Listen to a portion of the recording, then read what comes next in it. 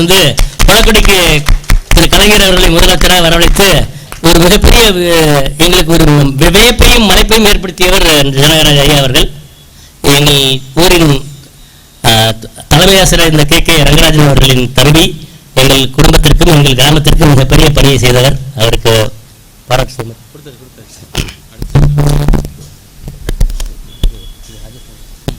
அடுத்து கோவிலிருந்து வந்திருக்கும் தேவேந்திர மடாலய அதிபதி ஐயா ராஜதேவேந்திர சுவாமிகள் ஒரு 5-10 மணிகளில், ஏன்னா நேரம் வெயில் அதிகமாக இருப்பதால் ஒரு 5-10 மணிகளில் பேசுமாறு கேட்டுக்கொள்கிறேன். ஏனென்றால் ஐயா அவர்கள் வந்து ஒரு ஆன்மீக பணி செய்கிறார்கள். நான் இந்த முதல் கூறும்போது எனக்கு 2-3 ஆண்டுகளாக பழக்கம், இலக்கிய அறிவும் ஆன்மீக அறிவும் நிறைய பெற்றவர். அதனால் அவர்கள் இந்த நீர் மேலாண்மை பற்றி சற்று பேசுமாறு கேட்டுக்கொள்கிறேன். உலகெல்லாம் உணர்ந்தோதற்கரியவன் நிலவுலாவிய நீர்மொழிமேனியின் அழையில் சோதி என்னும் வளத்தாடுவன் மலர் சிலம்படி வாழ்த்தி வணங்குவன். ஆண்டவர்களே,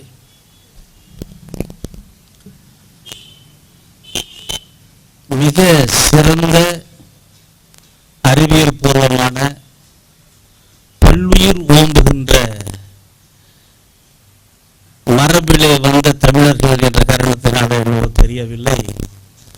மதியழகன் ஐயா அவர்கள் என்னை டெல்லியிலே சந்தித்த பொழுது இதை பற்றி பேசிக்கொண்டே இருந்தார், ஒரு விஞ்ஞானி என்ற முறையில்.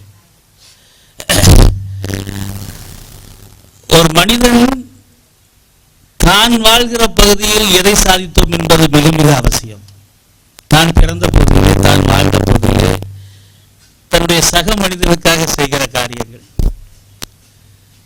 என்ற வகையிலே பார்க்கின்ற பொழுது அவர் எடுத்திருக்கின்ற முயற்சி 3ஆம் உலகப் போரினை தவிர்க்கக்கூடிய முயற்சி.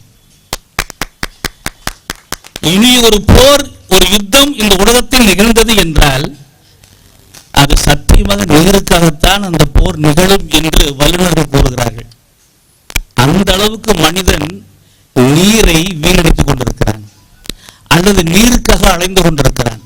நீருக்காக ஒவ்வொரு நாட்டை பிடிக்க முடியுமா என்று பார்த்து கொண்டிருக்கின்றான். இந்த தருணத்திலே கொளக்குடியிலே பிறந்தவர் மதியழகன் அவர்கள் தான் பிறந்த இடத்திலே ஒரு மிகப்பெரிய, அதற்கு பொறியியல் ஆண்மை ஒன்று உண்டு. அது பொறியியல் வல்லாண்மையாக எப்பொழுது மாறுகிறது என்றால் மனிதத்திற்கு, மனித நேயத்திற்கு, சக மனிதனுக்கு அந்த பொறியியல் வல்லாண்மை பயன்படுகிற பொழுது. ஐயா அவர்கள், திருச்செங்கோட்டுக்காரர் அவர்கள் மிக தெளிவாக அதை பரிந்துரைத்திருக்க. வெறும் 25 கோடி ரூபாய், 25 கோடி ரூபாயில் இதை செய்துவிட முடியும். ஆனால் அரசாங்கம் ஏன் 70 ஆண்டுகளுக்கு மேலும் செய்யவில்லை என்பது ஒரு மிகப்பெரிய கேள்விக்குறி. அதற்கு ஜனநாயக விழிப்புணர்வு இல்லை என்றுதான் சொல்ல வேண்டும். ஜனநாயகத்தை பொறுத்தவரையில் மக்களுக்காக மக்களாக அமைத்துக் கொள்கிற ஆட்சியிலே மக்கள் பிரச்சனையை கிளப்பினால் மட்டும்தான் காரியம் நடக்கும் என்கிற நிலை. அதான் நாம் பார்க்கிறோம். நாம் பார்க்கிறோம், செய்தித்தாளிலே பார்க்கிறோம், பலாயிரக்கணக்கான ஊழல்கள் செய்ததாக வருகிறது. பலாயிரம் லட்சக்கணக்கான கோடிகள் என்றெல்லாம் நாம் படிக்கிறோம். ஆனால் ஒரு 25 கோடி ரூபாய் செலவு செய்து இதை செப்பனிட்டு இந்த மக்களுக்கான நீதாரத்தை பெருக்கி கொடுப்பதற்கு மனமில்லாத ஒரு அரசியல் சூழல் இருக்கிறது என்றால் இது இந்திய ஜனநாயகத்துடைய தோல்வியை காட்டுகிறது. இது பல்லுயிர் ஓம்புகின்ற ஒரு தத்துவம் நீர் மேலாண்மை என்பது. நீர் மேலாண்மை என்பது சாதாரணமான விஷயம் அல்ல. நீங்கள் எங்கள் கிராமங்களிலே, நாங்கள் எல்லாம் கோவையிலே பொங்கல் விழா வந்து விட்டால் புல்லார் டெய்லி புல்லார் வைப்போம். அந்த மார்கழி மாதத்தில் 30 நாட்கள் புல்லார் வைத்து புல்லாரை அந்த 30 நாள் கழிந்து அது கூரையின் மீது போட்டு விடுவார்கள். அது வெயிலே காய்ந்திருக்கும். அதில் பல வகையான பூக்களை வைத்துத்தான் புல்லார் வைப்பார்கள் இல்லையா? அது ஆற்றுக்கு கொண்டு செல்வார்கள். ஆற்றுக்கு கொண்டு செல்கிற பொழுது பாடிக்கொண்டே செல்வார்கள். அந்த பாடல் எனக்கு இன்றும் நினைவு இருக்கிறது. ஓலைக்கா கொண்டையில ஒரு கூடை தாளம்பு, தாளம்பு சித்தாரு, தலைநிறையா முக்காடு, ஓலே அப்படின்னு பாடுவாங்க. எல்லாரும் பாடுவாங்க. ஆனா எல்லாரும் தலைநிறையாக அந்த சாணத்தால் காய வைத்த அந்த புல்லாரை எடுத்துக்கொண்டு ஆற்றில் கரைக்க செல்வார்கள். இது என்னடா, எனக்கு அதிக நாட்டில் எனக்கு தெரியாது. ஆனால் அமர்ந்து யோசிக்கின்ற பொழுது நம்மால் உணர்கின்ற ஒரு அறிவியல் தத்துவமான ஒரு வாழ்வியல் தமிழர்களுக்குள் ஒளிந்திருக்கிறது. அதை அவர்கள் பண்டிகையாக கொண்டாடுகிறார்கள். அந்த மலரிலே இருக்கக்கூடிய மகரந்தங்கள் அந்த சாணத்திலே ஊறி பனியிலே நனைந்து மீண்டும் மீண்டும் அது புடமாக்கப்பட்டு 30 நாள் புடமான அந்த புல்லாரை கொண்டு போய் ஆற்றில் கரைக்கிறார்கள்.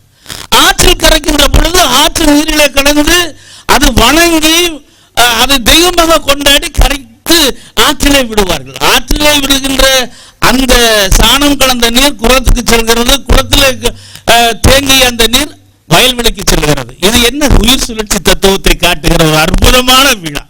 நீர் மேலாண்மையில் நமது தமிழர்கள் எவ்வாறு இருந்தார்கள். அந்த மகரந்தம், அரசாணி, பூசணி போன்ற பூக்கள் விதைகள் எல்லாம் அதில் இருக்கும். அந்த மகரந்தம் எல்லாம் இருக்கும். அதெல்லாம் குளத்திலே இருக்கக்கூடிய நத்தை, மீன் இவைகளுக்கு உணவாகி குளத்திலே கலந்து குளத்திலே இருந்து மீண்டும் மனிதனுக்கு உணவளிக்கக்கூடிய நெல்லுக்குரமாகி வாழைக்குரமாகி மனித இனத்தை வாழ்விக்கின்ற ஒரு தத்துவ வாழ்வியலை கொண்ட தமிழர்கள் இந்த பகுதியிலே பெரும்பான்மையாக வாழ்ந்து கொண்டிருக்கிறோம். நீருக்காக போராடுகிறோம். எத்தனை ஆண்டுகள்?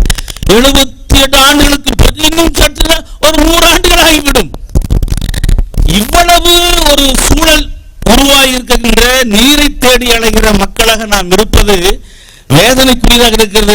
1 கிலோமீட்டரிலே காவிரி என்கிற புண்ணிய ஆற்றினை வைத்துக் கொண்டு, ஒரு புண்ணிய ஆற்றினை வைத்துக் கொண்டு 1 கிலோமீட்டரில் வாழ்ந்து கொண்டிருக்கிற மக்கள் நீருக்காக அடைகிறார்கள். இது ஜனநாயகத்தின் மிகப்பெரிய தோல்வி. சந்திரனே, சூரியனே, சாமி பகவானே, இந்திரனை நான் தொழுது எடுத்தேன் இடமுடிய நட்டமுடி வாடாமல் நாட்டு செய்யும் செழிக்கணும் என் மன்னவனாம் சேர சோழ பாண்டிய நெட்டி வைத்து 8 திக்கும் ஜெயிக்கணும். வயல்வெளியிலே நெல்லை பிடுங்கி நடுகிற தாய்மார்கள் மல்லாண்டை என்ற அந்த மல்லர்களை ஆண்ட இறைவனை வணங்குகிற பொழுது இந்த பாடலை பாடு. சந்திரனே, சூரியனே, சாமி பகவானே, இந்திரனை நான் தொழுது எடுத்தேன் இடமுடிய நட்டமுடி வாடாம நாட்டு செய்ய செழிக்கோணு ஏன் மன்னவன சேர சோழ பாண்டிய நெட்டி வச்ச 8 திக்கு எங்க வயல்வெளியில நெல்லை பிடுங்கி நாற்றங்காலில் நடுகின்ற தாய் பாடுகிறாள். இந்த நாடு எப்படி இருக்க வேண்டும், 8 திக்கும் எப்படி செழிக்க வேண்டும், என்னை ஆளுகிற மன்னவர்கள் எவ்வாறு வெற்றி நடை போட வேண்டும் என்று.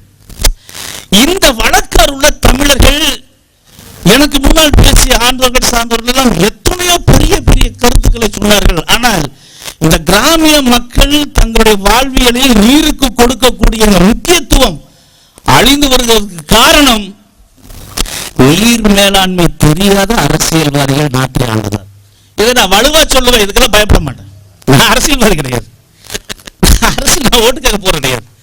அதே சமயம் என்னுடைய மக்கள் வறுமையில் தள்ளப்படுவது அரசியல் தான் என்றால் அதை கண்டிக்கின்ற உரிமை எல்லா ஆன்மீகவாதிகளுக்கும் இருக்க வேண்டும். ஆன்மீகவாதி அரசியல் பேசக்கூடாதுன்னா அப்புறம் வேற யார் பேசுவான்? ஆன்மீகம் வேறு அரசியல் வேறு என்று நினைத்தீர்கள் என்றால் நாட்டில் லஞ்சம், ஊழல் எல்லாம் பெருகித்தான் போகும். நான் ஏற்கனவே சொல்லிட்டேன், 3ஆம் உலகப் போர் வரக்கூடாது. இது உள்நாட்டு போரே வந்துடும் போல இருக்குது. ஏகப்பட்ட குளங்களை பூரா முடிச்சிட்டான். எங்க ஊர்ல நொய்யல் நதி பாய் 7 குளங்களை சோழ மன்னர்கள் கட்டினார்கள். எங்க சோழ மன்றத்துடைய மேற்கையில தான் கோயம்புத்தூர் 7 குளங்களை கட்டினான். அதுல வாழாங்குளத்தை இந்த போக்குவரத்து துறைக்காக பஸ் ஸ்டாண்டா மாத்திட்டான்.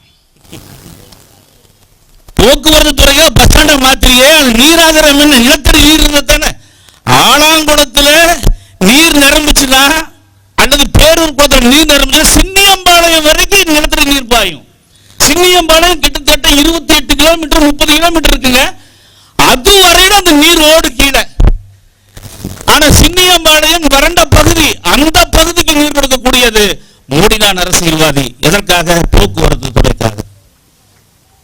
என்றால் பிரிட்டிஷ்காரங்களத்துல ஜுடிஷியல் வச்சிருந்தாங்க. 10 நீதித்துறையில லோக்கல் ஜுடிஷியல், லோக்கல்ல இருக்கிறவங்க நீதிபதிகளா இருப்பாங்க. அந்த ஸ்பாட்ல என்ன நடந்ததுன்னா அந்த லோக்கல் நீதிபதிக்கு சொல்லணும். அது மாதிரிதான் நீர் மேலாண்மை திட்டத்துல பிடபிள்யூடி கையில வச்சிருக்கிற. ஆனா எத்தனை லோக்கல் இருக்கிற விவசாயிகள் அந்த அங்கத்துல வச்சிருக்கீங்க கேள்வி. அவங்களுடைய நாலேஜ் இல்லைன்னா எப்படி அந்த ஏரியாவை நீ டெவலப்மெண்ட் பண்ண போற? மடை குடும்பங்களை பத்தி தங்கராஜ் சொன்னாரு. உண்மை அது. நாங்கெல்லாம் நேரா போய் தமிழ்நாடு பூரா சுத்திட்டு இருக்கிறோம். மடை குடும்பம் அது உயிரை பணைய வச்சு மடையை திறப்பா அவன் உள்ள. அவன் மடைக்குள்ள இறங்கும் போதே அவனுக்கு வாக்கரிசி கொடுத்து அனுப்புவாங்க. உண்டா தெரியுமா தெரியாதா?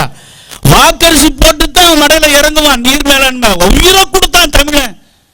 சும்மா கரியான 2000 வருஷத்துக்கு முன்னாடி கட்டினானே இன்னைக்கு வரைக்கும் உயிரோட உலகத்தில் இருக்கிற ஒரே ஒரு ஆணை அது மட்டும்தான் நீர் மேலாண்மையில.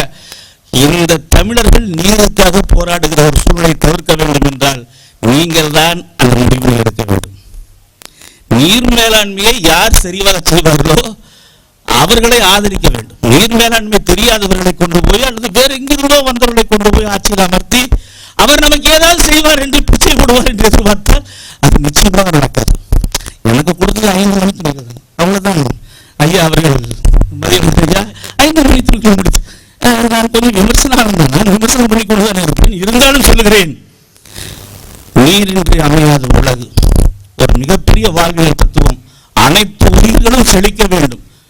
அனைத்து உயிர்களும் செழிக்க வேண்டும் என்றால் நீர் மேலாண்மை சிறந்து விளங்க வேண்டும். அதற்கு மக்களாக தேர்ந்தெடுக்கப்படுகிற அரசை சரியாக தேர்வு செய்ய வேண்டும். அதை விட்டு நம் வேறு யார் கையிலேயோ நீர் மேலாண்மை தெரியாதவர்கள், நீருக்கும் அவர்கள் சம்பந்தமே இல்லாதவர்கள், எந்த வாழ்வியலுக்கும் அவர்கள் சம்பந்தம் இல்லாதவர்களை கொண்டு போய் மேலே அமர்த்தினீர்கள் என்றால் இன்னும் இங்கே ஒரு யுத்தம் தொடரத்தான் செய்யும். இன்று ஜனநாயகத்திலே இன்று மதியழகன் ஐயா நம்முடைய பொறியாளர், இங்க இருக்கக்கூடிய ஆண்டோர்கள் சார்ந்தோர்கள் அமர்ந்திருக்கக்கூடியவர்கள் எல்லாம் நம்மை விட மிகப்பெரிய அறிவாளிகள். இல்லை என்றால் இவ்வளவு அமைதியாக இருந்து நாங்கள் கட்டுரை கேட்க வேண்டிய அவசியமே அவருக்கு இருந்திருக்காது. ஏதோ இந்த நிலத்தின் மீதும் இந்த நிலத்தின் பற்றின் மீதும் இந்த நிலத்தினுடைய இந்த பஞ்சபூதங்களின் மீது காதல் இருப்பதால், இந்த பஞ்சபூதங்கள் நம்மை காத்துக் கொண்டிருக்கின்றன என்ற நம்பிக்கை இருப்பதால் நாம் இங்கு ஒன்று கூடியிருக்கிறோம். நீங்கள் எல்லாம் நல்லா இருக்கணும். இவங்க மேடையில் இருக்கிறவங்க மட்டும் இல்ல, இந்த ஸ்கீம்ல இருக்கிறவங்களோட உட்பாதங்களை தொட்டு விரும்பி வணங்கி கேட்டுக்கொள்கிறேன். இது கண்டிப்பாக வெற்றி பெற வேண்டிய ஒரு திட்டம். இது ஒரு முன்மாதிரியான திட்டம். இந்த திட்டத்தை நிறைவேற்றுவதில் அரசு சோசியல் டெமோக்ராட்டிக் என்று சொல்வார்கள், ஜனநாயக சோசியலிசம் என்று நம்முடைய பிரியாம்பிள் கான்ஸ்டிடியூஷன் சொல்லியிருப்பாங்க பார்த்தீங்களா. மக்களும் அரசாங்கமும் சேர்ந்து இதை நடைமுறைப்படுத்த வேண்டும் என்றால், மக்கள் என்னுடைய கையில் இவ்வளவு நிதி இருக்கிறது, அரசே நீ என்ன நிதி தரப்போகிறாய் என்ற கேள்வி வரும் வரையிலும் இது நடைமுறை சாத்தியமில்லை. நாங்க பணம் வச்சுக்கிறோம் கையில, நீ என்ன வச்சிருக்கிற? ஐயா சொன்னார், பொறியாளர் ஐயா சொன்னார் 25 கோடி தான். அந்த 25 கோடியை எவ்வளவு கோடிகள் நம்ம திரட்ட முடியுமோ அதை நம்ம திரட்டுவோம்.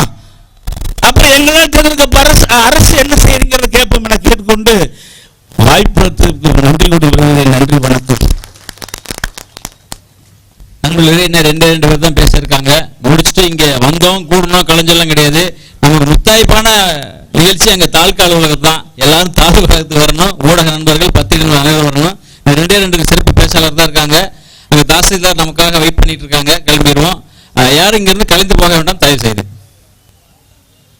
ஐயா நன்றி அவர்கள். அடுத்து உத்தரை அரசியல் களத்தின் நிறுவனர் அண்ணன் KPM ராஜா அவர்களை ஒரு 5 மணிக்கு மட்டும் பேசுமாறு அன்புடன் கேட்டுக்கொள்கிறேன்.